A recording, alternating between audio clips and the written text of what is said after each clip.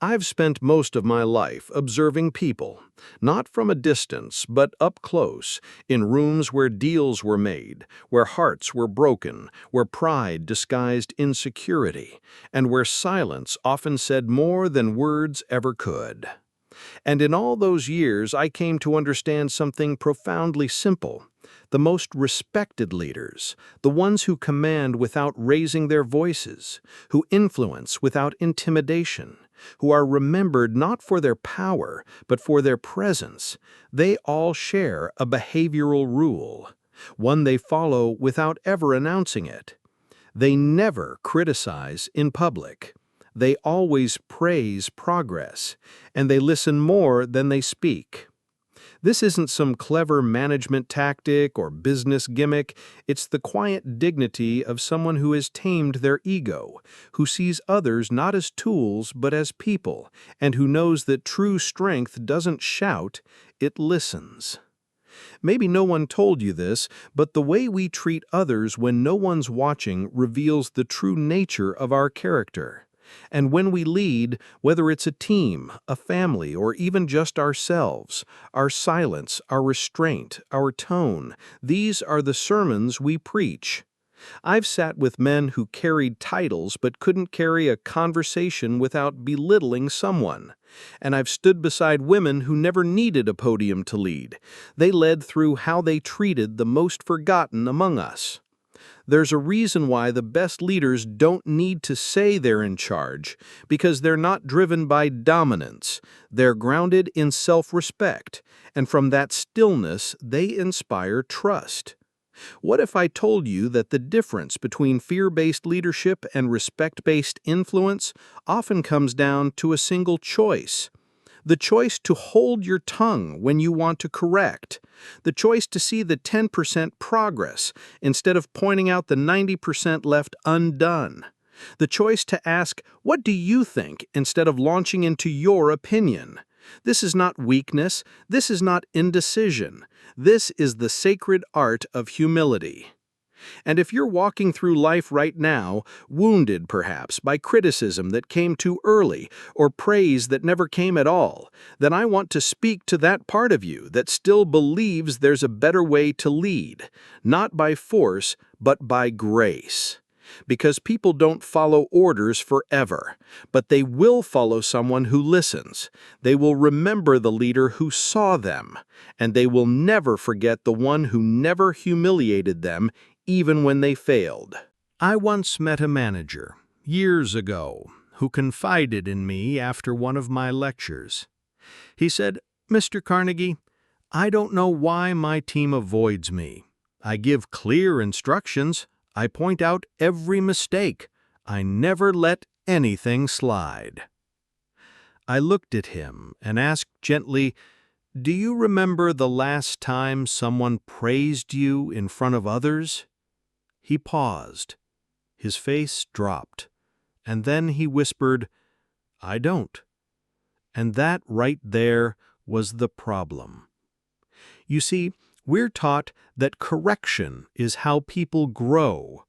But what they don't teach us is that shame suffocates growth.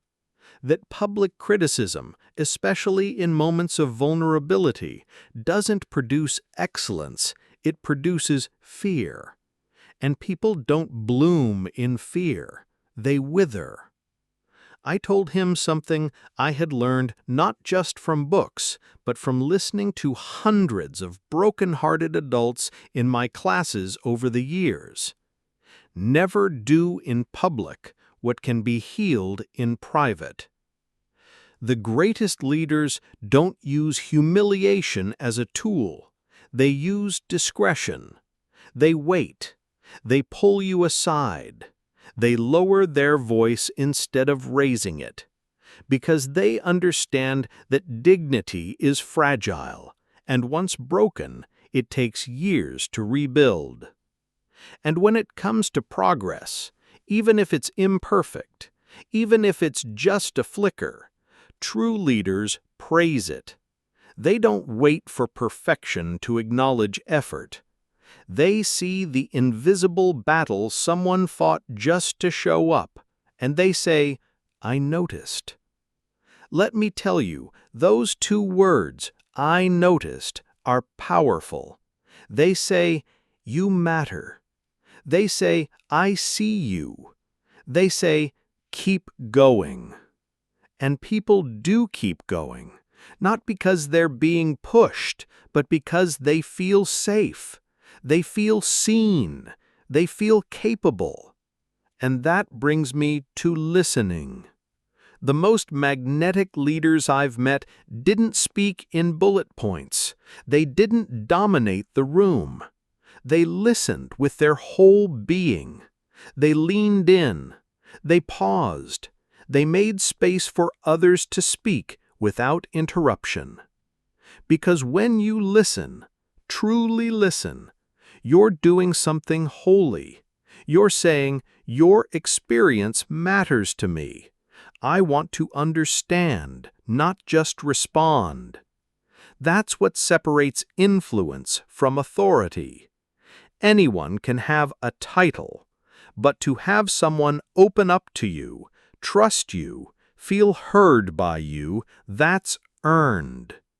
So if you're rebuilding yourself, if you've lost faith in leadership because of how you were treated, if your voice was once silenced by someone who only cared about being right, hear me now. You don't have to lead like they did. You can be the leader you needed. You can be the parent, the friend, the guide who listens first, praises often, and corrects gently. And if you think no one will notice, let me tell you something. They will. Even in silence, your way will speak volumes. I remember a woman who once stood up in one of my evening classes. Her hands were shaking slightly, but her voice was steady. She said, I've spent most of my life trying not to be like my father. He always pointed out what was wrong. He thought love meant correction, not connection. And I grew up always waiting to disappoint someone. There was silence in the room, the kind of silence that happens when someone tells the truth, not just for themselves, but for others too. Then she added, now that I'm a manager, I realize I've become the same, and I hate it. I walked over and gently placed my hand on her shoulder. I said, you're not alone, but awareness is a gift, and you're already changing things because you're brave enough to name it. You see, the real turning point in anyone's life is not the moment they achieve success or gain applause. It's the moment they choose to stop the cycle. The moment they decide, I will not speak to others the way I was spoken to. I will not wound people the way I was wounded. That decision, that sacred internal shift, is where true leadership begins. It doesn't matter how many people report to you. It doesn't matter how many followers you have online. What matters is who you become when you realize you can shape someone's self-worth with a sentence. Because you can. A cruel word at the wrong time can echo in someone's mind for years. But so can a quiet affirmation. So can a thank you said sincerely. So can a nod, a moment of undivided attention, a whispered encouragement. There's an old proverb that says, the tongue has the power of life and death, and I believe that. I've seen it. In homes, in offices, in hearts trying to heal. So let me say this to you. If you've ever been torn down by someone you trusted, I'm sorry. You didn't deserve that.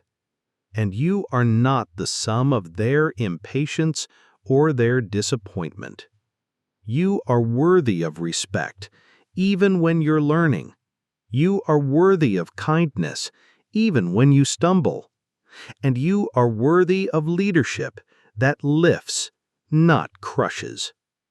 And if you're in a position of influence right now, I urge you, start where you are. You don't have to become someone else. You don't need a new strategy. You need a new softness, a gentleness backed by strength, a leadership rooted not in fear, but in compassion. Remember, those who shout often do so because they're afraid they won't be heard. But the most respected leaders, they speak with presence. And presence whispers, I am here for you. I believe in you. Even when you don't, believe in yourself. In every room I've ever taught, whether filled with young professionals or weary fathers, rising entrepreneurs or retired teachers, I've seen one truth repeated in different forms. People crave to be led with dignity. Not with pressure, not with fear, but with a kind of reverence for the soul behind the work, the effort behind the struggle. There's something sacred about being in a position where your words carry weight. Something solemn about being the person others look to for direction, for clarity, for validation.